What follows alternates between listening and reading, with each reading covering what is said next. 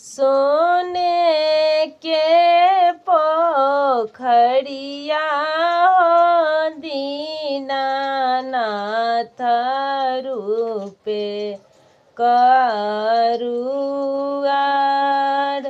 सोने के पोखरिया हो दीनानाथ रूपे करुआर।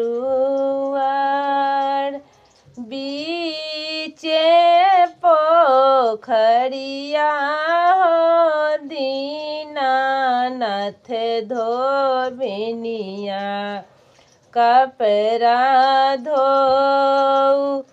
धोइए हुइए गे धोबिन ले जाई है राजा दरबार। धोइए हुइए गे धोबिन ले जाई है राजा दरबार।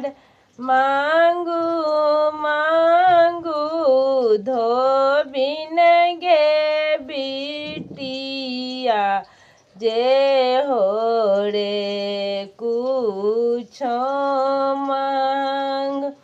मांगू मांगू धोबिन गे बिटिया जे हो रे कुछो मांग।